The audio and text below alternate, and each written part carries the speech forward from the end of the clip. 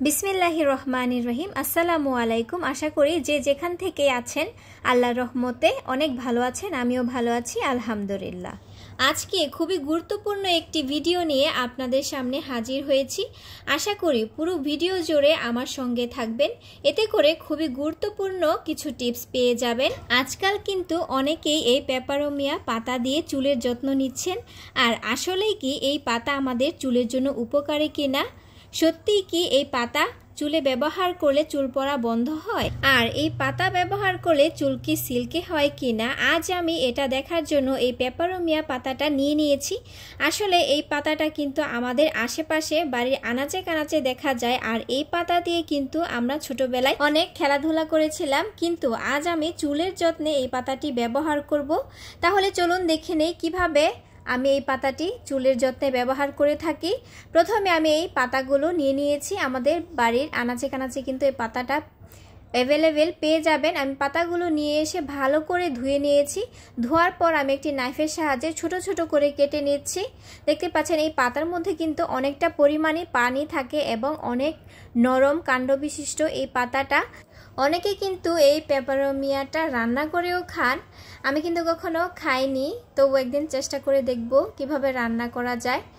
পাতাগুলো কাটা হইলে হাত দিয়ে আমি একটু কচলিয়ে নিয়েছিলাম।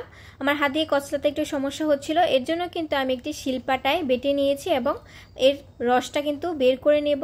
আমি এইগুলোকে একটু হাত দিয়ে স্প্রেস করে করে পেপারোমিয়া পাতার এই যে পানিটা থাকে সেই পানিটা বের করে নিচ্ছি। অনেকটা সবুজ কিন্তু হয়েছে পানিটা, দেখতে পাচ্ছেন। খুব সহজে কিন্তু এই পাতার পানিটা বের করে নেওয়া যায়।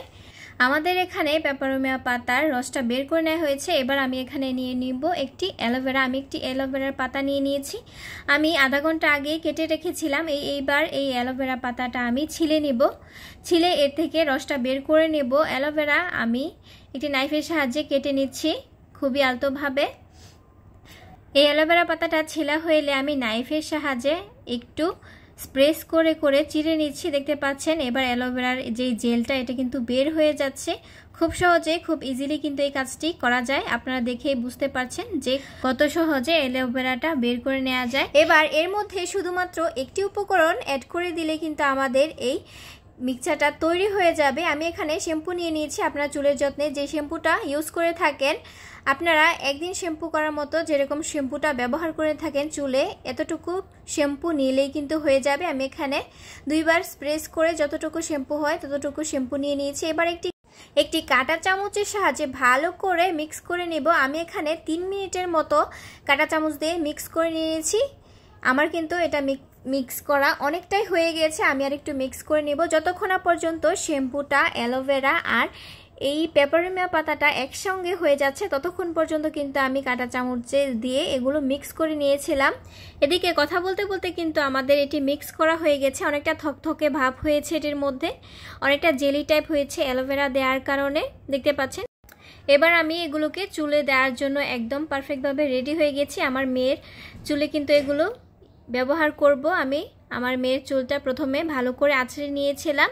এবার এই অ্যালোভেরা আর পেপারোমিয়া পাতা দিয়ে যে মিক্সচারটা বানিয়েছিলাম সেই মিক্সচারটা কিন্তু মেয়ে হাতের মাধ্যমে ভালো করে দিয়ে দিব। আপনারা চাইলে কিন্তু ব্রাশ দিয়েও এটি দিয়ে দিতে পারেন। আমি হাত দিয়ে আমার কাছে ভালো মনে হয়েছে, এর জন্য কিন্তু আমি হাত দিয়ে এটি দিয়ে দিয়েছি। পুরো মাথাতেই কিন্তু চুলের গোড়া সহ আপনারা এটি ব্যবহার করবেন, তাহলে কিন্তু ভালো রেজাল্ট আপনারা পাবেন। আমি কিন্তু আমার মেয়ের মাথায় এটি দিয়ে অনেকবারই দেখেছি। আমার মেয়ের চুলটা কিন্তু অনেকটাই সিল্কি এবং অনেকটাই চুল পড়া বন্ধ হয়ে যায়। আর এটা চুলে ব্যবহার করার পর 15 থেকে 20 মিনিট এটাকে রেখে দিতে হবে।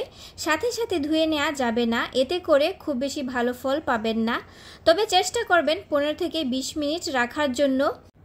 তারপর কিন্তু ভালোভাবে নর্মাল পানি দিয়ে চুলটাকে ধুয়ে নেবেন। চুলটাকে ভালোভাবে ধুয়ে নেওয়ার পর কিন্তু চুলটা একদমই সিল্কি হয়ে যায়, চুল পড়া বন্ধ হয়ে যায়।